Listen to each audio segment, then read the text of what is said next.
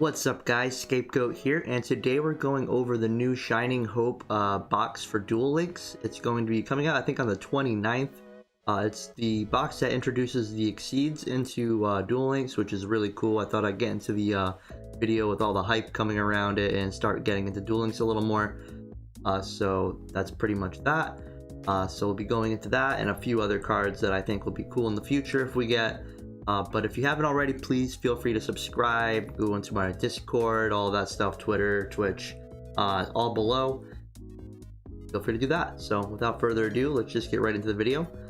So when we start off, we're going into the very first box set. So obviously we're going to get a protag card, right? So number 39, Utopia.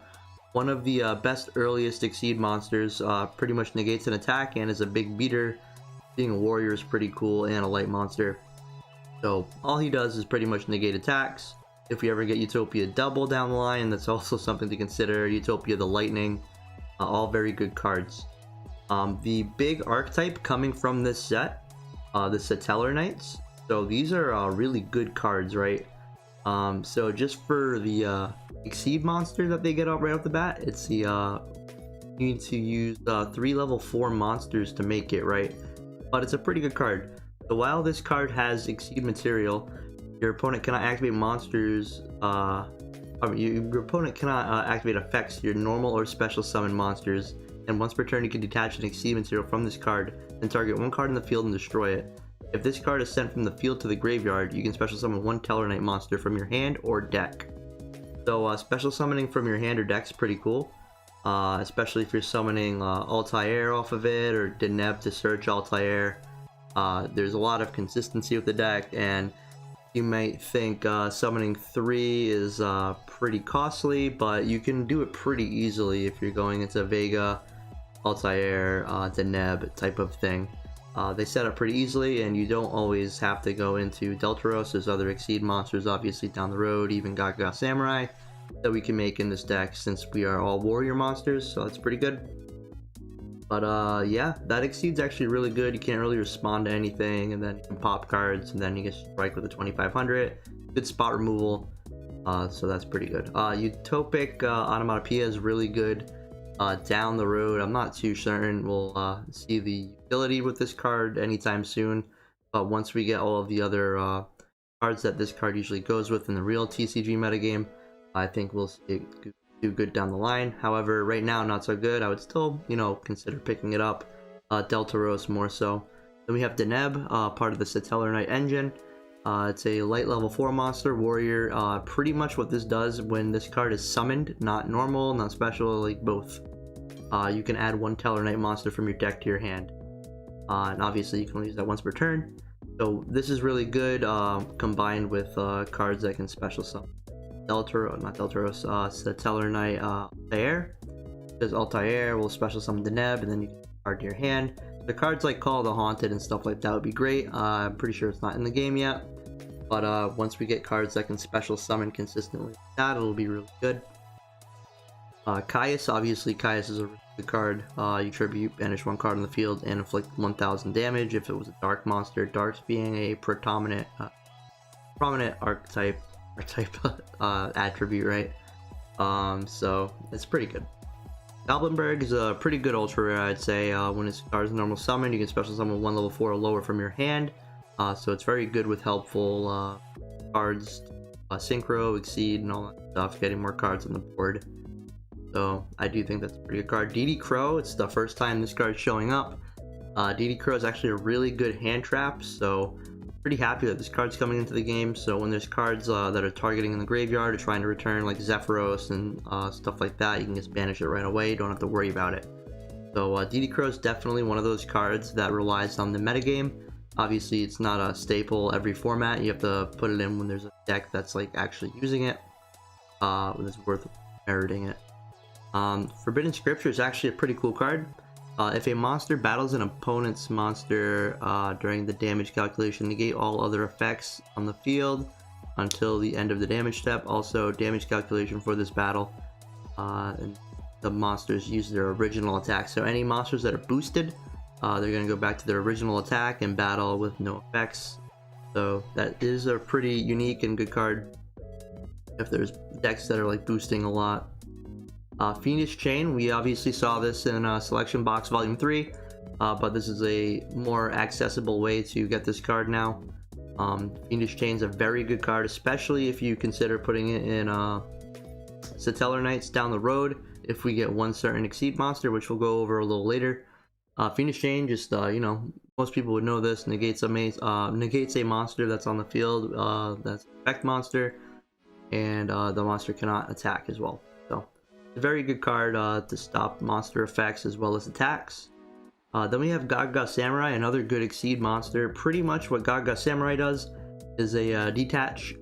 Then you can target one monster you control, and that monster can make a second attack during each battle phase this turn. So pretty much this card can do 3,800 damage on its own. And I mean, if you were to use like one of those skills that boosts it by 200, then that's pretty much game right there. On an open board. But there's also an additional effect. You can change this card to face up defense position, and if you do, change the attack to attack target to this card and perform damage calculation. And then also when another monster you control is targeted for an attack while this card is in face up attack position, you can change it to face up defense position, and if you do, change the attack target to this card. So yeah, so it can kind of help with defending your lower monsters and weaker monsters, but mostly what you're using this for is like to OTK and like do massive damage, clear boards and stuff like that. That's also a pretty good one. Pretty much this whole top row is actually really good cards. So these are all cards I would consider picking up. So like, I would not be mad with getting any of these ultra rares, or even the super rare right here for Gaga Samurai. More so, we're looking at getting at least one copy of Utopia, 2 of Deltaros, maybe just one you can make with the Neb. Obviously you want 3 of that for your Satellar Knight deck. Down the road you'd like 3 of these, but not a big deal. Gaius, you can get whatever you want. Alblenberg, I would consider getting a few. DD Crow, definitely probably get 1 to 3 copies if you want that. And Scripture's a pretty good card as well if you want to pick that up. Definitely 100% Fiendish Chain. Fiendish Chain's a very good card, and I would get 1 copy of Gaga Samurai. Obviously, if you're opening up a bunch of packs, a bunch of boxes, trying to get multiples of these cards, you're going to get most of the super rares anyway. So, Focus Force, I wouldn't really worry too much about this card. I'm not really a fan of it. The Melody is pretty okay. It's pretty much Gaga Samurai, but as a rank 3, it can make 2 attacks. Bujinte, Tsukiyomi, it's his first time for the Bujin archetype. Bujin archetype's also getting a boost from this set.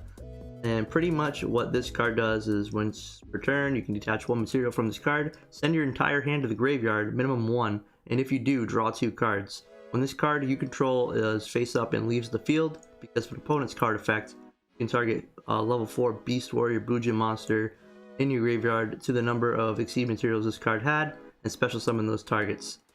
So pretty much what you can do with this is, you know, if you only had 1 card in your hand, you can make it 2. So, pretty good card for Bujin, especially since they can utilize the graveyard with their monster effects as well, so you're not really losing too much advantage. And also, you can use this in Satellar Knight as well. You can keep drawing cards. The Satellar Knights, the way they play, they like to have the monsters, obviously like 3 to Neb and some of the other cards, and they also like to use traps. So if you're setting all the cards and you leave a card in your hand that you don't really want, you can discard it, draw into 2 cards if you wanted to do it that way. Let's say if you're not quite there to a Deltaros, you can get to a Bujinte Tsukiyomi if you wanted to do it that way. Gaga Sister I think is okay. It's not really the greatest. They need a lot more cards for their archetype. There is Gaga Academy in the structure deck that's coming out as well, but we'll get into that a little later. Satellar Knight Altair is actually a really good card paired with Deneb.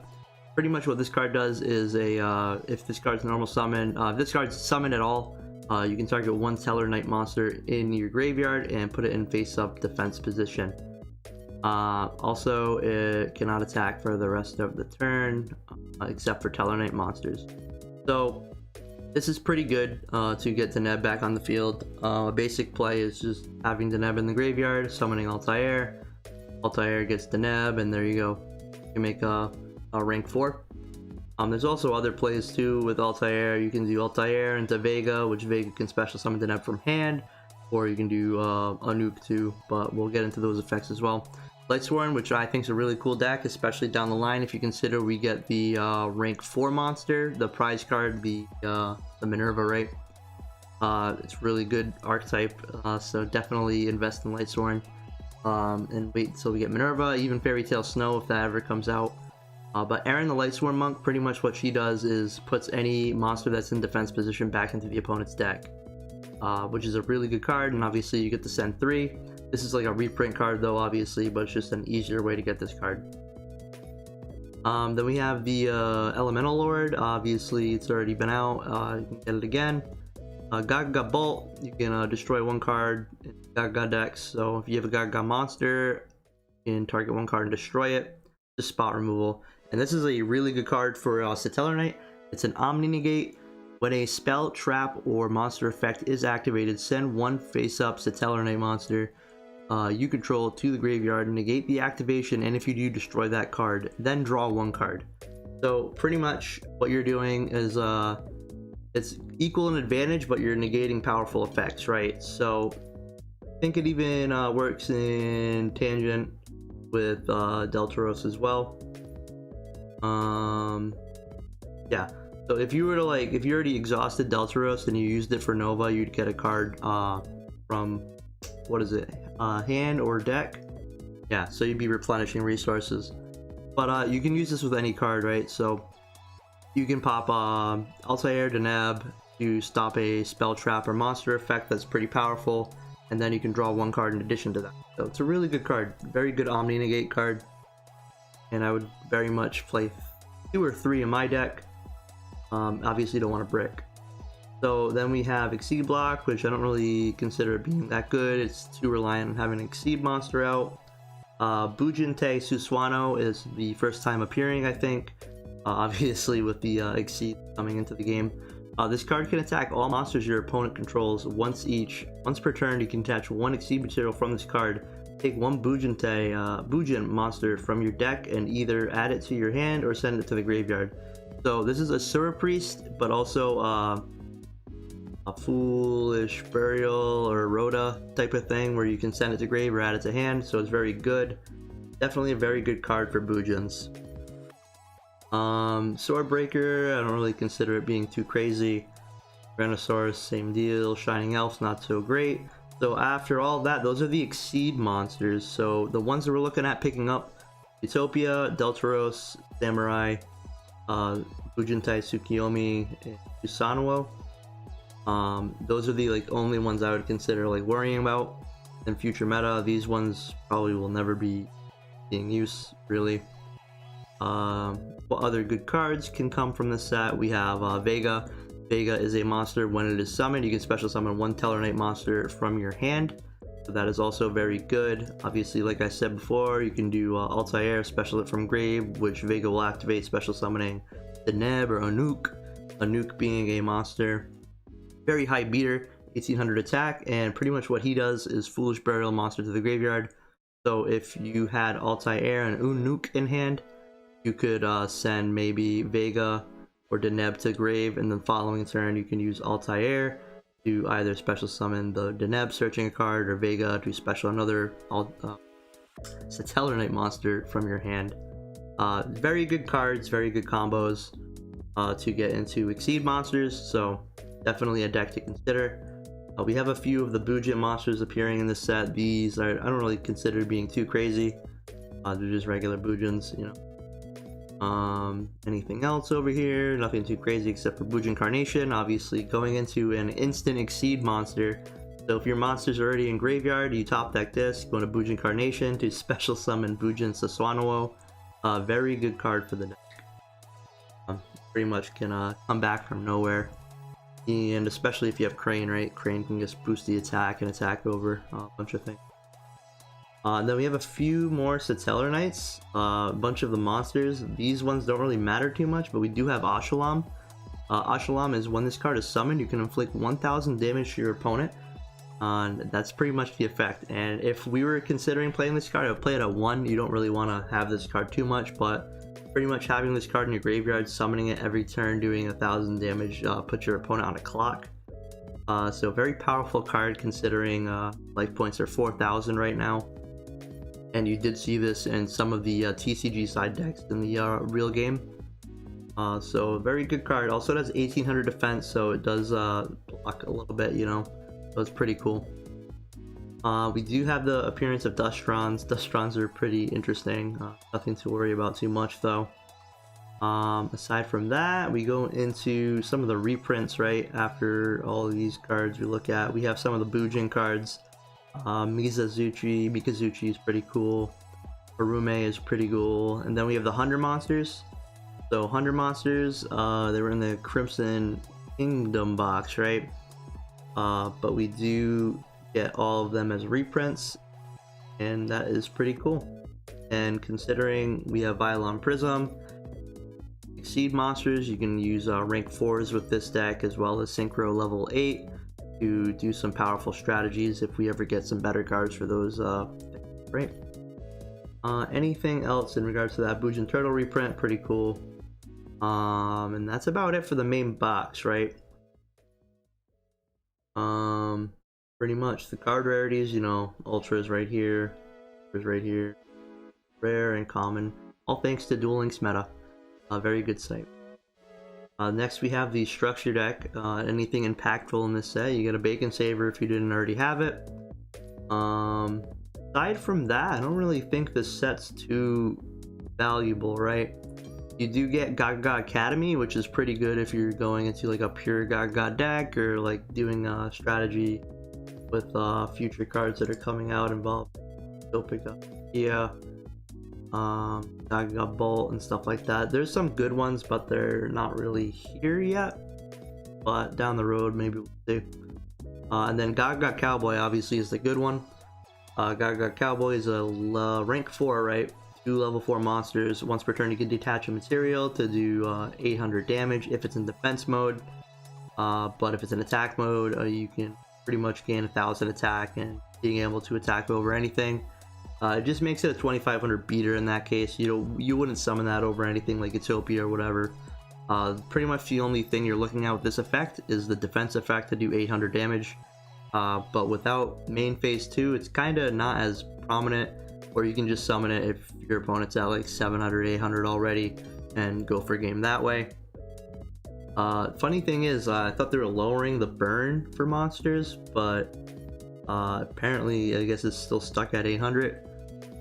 But also in the trailer we did see Reginald go to main phase 2 in Duel Links, so I'm not too sure what's up with that. I don't know if they're just doing a callback to the anime. However, if there is some sort of master rule change where we get a main phase 2, that could be pretty dramatic, right, I guess. And then Gaga Cowboy would be a little better. But I don't really see this being too great of a pickup. If you did want to pick it up, you're looking at getting a playset of Gaga Academy, and then one for the Cowboy, I guess, in that extent, right? And so when we were looking at all of these cards and cards for the future, the one deck that's sticking out to me is Satellar Knight. And if they ever get Triver in the future, Triver's a very powerful card. It's pretty much why we play trap cards like Call of the Haunted and Fiendish Chain. Call of the Haunted not being out yet, but if it does come out, especially in the same set as Triver, it's going to be very good. Triver pretty much is a monster that uses 3 level 4 Tellarknight monsters, and when this card is summoned, pretty much it returns all other cards from the field to the hand. So when you have cards like Call of the Haunted and stuff, those get back to your hand, so it's giving you additional resources, since obviously Call is bringing it back a monster, and both of those cards will go back to your hand. So especially with Fiendish Chain and all that stuff, you get like kind of pseudo infinite negates, right? So that's very cool. And you can attach 1 Exceed material from this card, send 1 random card from your opponent's hand to the graveyard, so that's also a very powerful card. And if this Exceed monster with materials is sent to the graveyard, you can target 1 Tellarknight monster in your graveyard and special summon it. So it also has the kind of a special summon effect like Deltaros has to float. But obviously you can tell this is a very good card. Bounces everything back to hand, rips a card of your opponent's hand, and floats into another card. So if we ever got this card, definitely Tellarknights would be very, very, very better. But we don't have it right now, luckily. And there's also other cards, especially Tellarknights have a banned card, right? So this card's banned in OCG and TCG for the real life Yu-Gi-Oh! Once per chain during either player's turn, you can attach 3 Exceed materials from this card. Special summon 1 monster from your extra deck that is 1 rank higher than this card, except the number monster, by using this card as you control as material. And the second effect you don't really worry too much about that. It's pretty much the first effect is the reason why it's banned. Pretty much you could use this card to go into cards like Cyber Dragon, Infinity, or something to that regard. And pretty much it was a way for every deck to make it, essentially, because you just had to use 2 or level 4 monsters, which would already give it 3 materials to go into another monster. So pretty much it for him, right? And then Diamond pretty much goes like pretty much an anti-dark card, right? So he has got an effect that pretty much prevents dark cards from going off.